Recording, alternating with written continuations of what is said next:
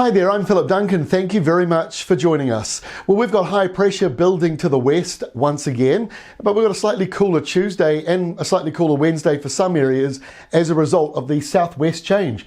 So what a difference 24 hours makes, because a day ago we had all these warm subtropical nor'easters across the country.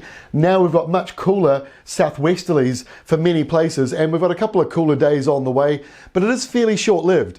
This is the departure from normal. In other words, how much warmer or cooler than average is it?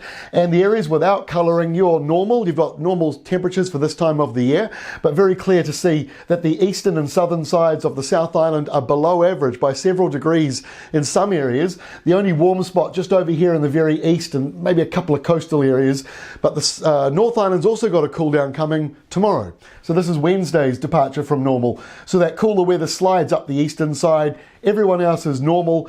In the south though, things start to warm back up again, only slightly, but there's a very light nor'wester that is forming, and this is it here on Wednesday. Very light nor'wester coming down, high pressure in control, so winds are very light around the South Island, but in the north it's cooler than average around these eastern areas. You've got southeasterlies and showers, and a couple of showers up there around Great Barrier Island and maybe even northern parts of Coromandel Peninsula, Auckland, and the eastern side of Northland, but it won't be a huge amount of wet weather coming through. By Thursday, most of that wet weather has gone. It's fairly dry for now, and in the south, a little bit of rain from a cold front. Now this cold front goes further northwards on Friday, and this is it here, lying around central areas. A massive area of high pressure, 1040 hectopascals. That is enormous in the middle, and because it's enormous at the middle, it's got a lot of isobars around it, and so that's why we've got all this wind, low pressure in the subtropics, high pressure in the Southern Ocean, and so New Zealand is in that squash zone. We've got southeasterlies, a cold front in there, so the South Island is colder on Friday. The North Island, you're coolish, but western areas may be still fairly mild, and then of course that front rolls in.